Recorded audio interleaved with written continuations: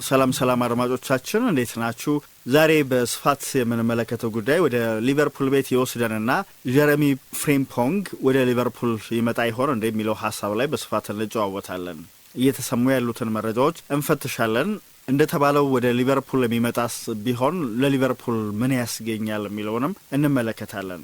ሊቨርፑል ይሄንን ተጫዋች ከባየር ሊቨርኩዘን ለማስፈረም ጀረሚ ፍሪምፖንግን ከባየር ሊቨርኩዘን ለማስፈረም ማቀዱ ተነግሯል። ስለዚህ ቀዮቹ አሁን ህይወትን ከትሬንት አሌክዛንደር ውጪ ያሰቡ ስለሆነ ከወዲሁ ስለተተኪው በቅጡ ቢያስቡ እና ትክክለኞቹን አማራጮች ለማግኘት ቢሞክሩ ብዙ አያስገርምምና እነዚህ ሐሳቦች እየተነሱ ነው የሚገኙት። ጀረሚ ፍሪምፖንግ 24 ዓመቱ ነው። በአውሮፓ እጅግ ተፈላጊ ከሆኑ የቀይ መስመር ተከላካዮች መካከል በቀዳሚነት የሚቀመጥ ነው። ባለፈው የውድድር ዘመን ባየር ሊቨርኩዘን አንድም ጨዋታ ሳይሸነፍ የቡንደስሊጋው አሸናፊ በነበረበት ጊዜ በሁሉም ውድድሮች በድምሩ 47 ጨዋታዎች ላይ ተሰልፎ 14 ጎሎችን ያስቆጠረ 12 ጎል የሆኑ ኳሶችን አመቻችቶ ያቀበለ ተጫዋች ነው። ምናልባት እንደ ችግር ሊነሳ የሚችለው ጉዳይ ተጫዋቹ ኮንትራቱን አራዝሟል በባየር ሊቨርኩዘን ቤት ለተጨማሪ ዓመታት እስከ 2028 ድረስ የሚያቆየውን ኮንትራት የተፈራረመው ባለፈው ዓመት ነው። ነገር ግን በኮንትራቱ ላይ የሰፈረ የውል ማፍረሻ ሂሳብ አለ። 29.6 ሚሊዮን ፓውንድ ገደማ ወይም 35 ሚሊዮን ዩሮ ማለት ነው። አሁን ካለው የተጫዋቾች ዝውውር ገበያ አንጻር ከተመለከተ ነው ይሄ ዋጋ ብዙ አይደለም። እንደውም በአንጻራዊነት ከሱ ደረጃ አንጻር ዝቅተኛ እንደሆነ ሊነገር ይችላል። ስለዚህ ሊቨርፑል ያለ ችግር ይሄንን ተጫዋች ለማምጣት የሚችልበት አንደኛው መንገድ ተደላደለ ማለት ነው። በዚያ ላይ የፍሪምፖንግ ሁኔታ ከሌሎች ተጫዋቾች ከሌሎች የዝውውር ኢላማዎቹ በተለየ መልኩ የተሻለ ነው። ምክንያቱም ፍሪምፖንግ ከእንግሊዝ እግር ኳስ እንደተገኘ ተጫዋች ነው የሚቆጠረው በአውሮፓ እግር ኳስ ማህበር ደንብ መሰረት። ምክንያቱም በማንቸስተር ሲቲ አካዳሚ 9 ዓመታትን ቆይቷል። ከ9 ዓመቱ ጀምሮ እስከ 18 ዓመቱ ድረስ በማንቸስተር ሲቲ አካዳሚ ውስጥ ነው ያሳለፈው። ስለዚህ የእንግሊዝ እግር ኳስ ያፈራው ተጫዋች ተደርጎ የሚቆጠር ተጫዋች ነው። ስለዚህ ይሄ ለሊቨርፑል አንዱ መልካም ነገር ነው። ከዚህ ቀደምም ወደ ማንቸስተር ሲቲ አካዳሚ ከመቀላቀሉ በፊት በሊቨርፑል አካዳሚ ጊዜ እንዲያሳልፍ እድል ነበረው። ያንን ትቶ ነው ወላጆቹ ከሚገኙበት ብዙም ወደ አራቀው ስፍራ ያመራውና በማንቸስተር ሲቲ መጫወትን የመረጠው። ፍሪምፖንግ ወደ አንፊልድ የሚወስደውን ዝውውር ለማድረግ በግሉ ዝግጁ ሊሆን ይችላል። በግሉ ስምምነቶችንም ሊፈልጽም ይችላል። ያ ችግር አይሆንበትም። ምክንያቱም ወደ ሊቨርፑል ቢያመራ በዚያ የተሻለ ጥሩ ጊዜ ማሳለፍ እንዲችል የሚያግዙት ብዙ ምክንያቶች አሉ።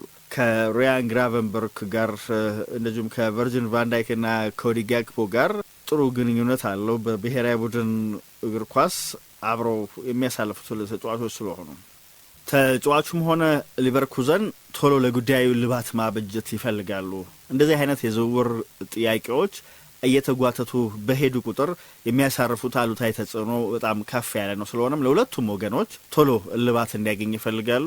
ሊቨርፑል አሁን መወሰን አለበት። ተጫዋቹን ለማዘዋወር ቆርጧል የሚለው እስካሁን አልተረጋገጠም። ቆርጦ ከሆነ ግን መወሰን አለበት። ትክክለኛው ሰዓት ላይ ደርሷል። አሁን ሊቨርፑል ቤት ትሬንት አሌክዛንደር አርኖልድ መልቀቁን ተከትሎ የቀይ መስመር ተከላካይ ቦታ ላይ ክፍተት ሊፈጠር ይችላል ወይ የሚል ስጋት እንዳለ ቢሆንም አሁን ግን ሊቨርፑል የበለጠ ቅድሚያ ሰጥቶ ሊያስፈርመው የሚገባው ተጫዋች የግራ መስመር ተከላካይ ነው። ምክንያቱም በቀይ መስመር በኩል ሽፋን መስጠት የሚችሉ ተጫዋቾች አሉ፣ በከፍተኛ ብቃት የተጫወቱ መቀጠል የሚችሉ።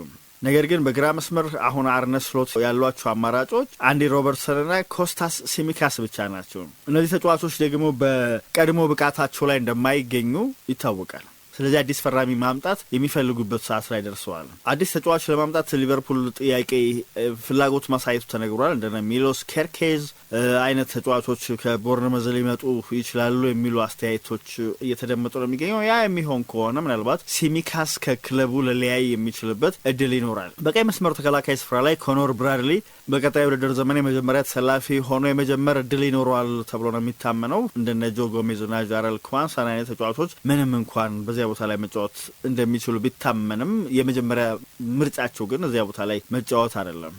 ሊቨርፑል ከዚያም በተጨማሪ የመሃል ተከላካይ ለማስፈረምም ጥረት እያደረገ መሆኑ ሲነገር ነበር። የቦርንመዙን ዲን ሆይሰንን የመውሰድ ፍላጎት እንዳለውም ታውቋል።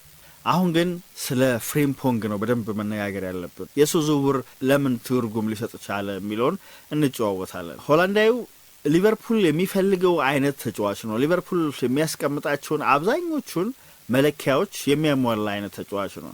24 ዓመቱ ነው። ለአንድ እግር ኳስ ተጫዋች ደግሞ ይሄ እድሜ ወደ ከፍተኛ ብቃቱ ለመድረስ የሚንደረደርበት ነው። በተወሰነ መልኩም ቢሆን ከዚህ በኋላ ብቃቱን ማሻሻል የሚችልበት እድል አለው። ስለዚህ በጣም ጥሩዎቹን የተጫዋችነት ዘመን ጊዜያት የሚያሳልፈው በቀጣዩ ክለቡ እንደሚሆን ምንም ጥርጥር የለውም። ያ ክለብ ደግሞ ሊቨርፑል ሊሆን ይችላል ነው የተባለው።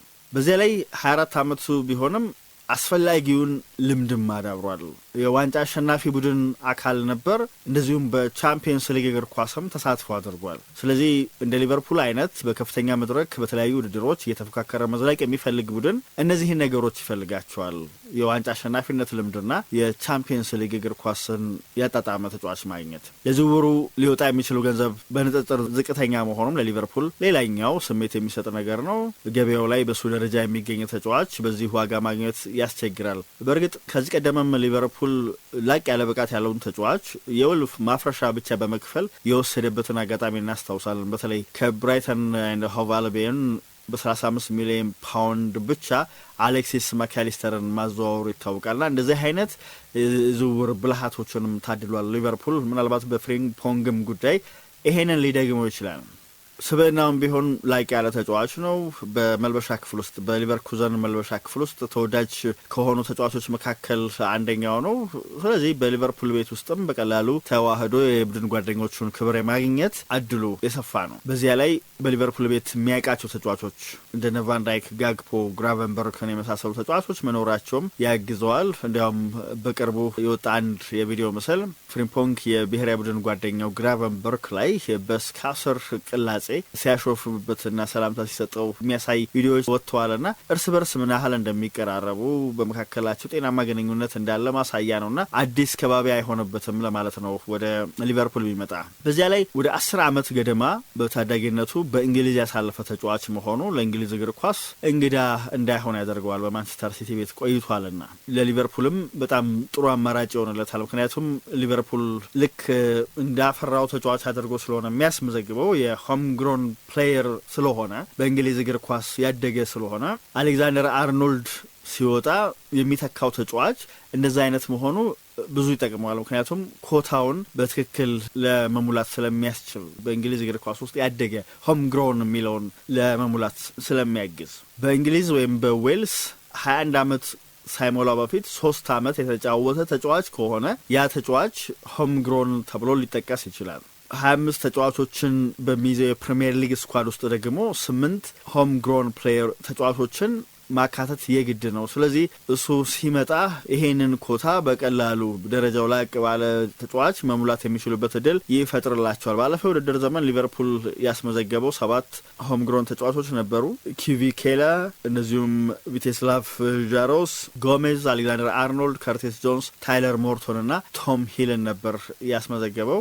እንደነ ብራድሊ ኳንሳ እና ኤሌት አሁንም ከ21 ዓመት ቡድን ውስጥ መካተት የሚችሉ ተጫዋቾች ስለሆኑ እዛ ውስጥ ይሳተፋሉ። ነገር ግን ከጥር 1 በኋላ ከመጪው ጥር 1 በኋላ ግን በዋናው ቡድን ውስጥ ሆም ግሮን በሚለው ዝርዝር ውስጥ ነው የሚካተቱት። ምክንያቱም የተወለዱት ከጥር 1 በፊት ስለሆነ።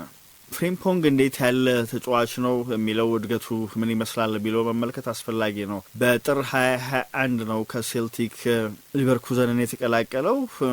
በጥቅምት 2022 ዣቢ አሎንሶ ሊቨርኩዘንን ከተረከበበት ጊዜ በኋላ ደግሞ በቋሚነት በቡድን ውስጥ የሚጫወት ተጫዋች ሆኖ ቀጥሏል። በተለይ በማጥቃት እንቅስቃሴ ቡድኑን በሚገባ አግዟል። ባለፉት 3 የውድድር ዘመናት 30 ጎሎችን አስቆጥሯል። 35 ጎል የሆኑ ኳሶችን አመቻችቶ አቀብሏል በሁሉም ውድድሮች በተሳተፈባቸው ጨዋታዎች። ፍሪምፖንግ አሁንም ወደ ሊቨርፑል የሚመጣ ከሆነ በዋናነት በቀይ መስመር ተከላካይ ቦታ ላይ እንደሚሰለፍ ነው የሚጠበቀው። ግን ሁለገብነቱ ከግምት ሊገባ ግድ ነው። ልምድ ያለው ተጫዋች ነው። በተለይ ወደፊት ጠጋ ብሎ ሲጫወት ሞሐመድ ሳላህ ወደ መሀል ሰብሮ እንዲገባ ሊያደርገው ይችላል። በቀኝ ዊንግ ባክ ስፍራ ላይ መጫወት ይችላል።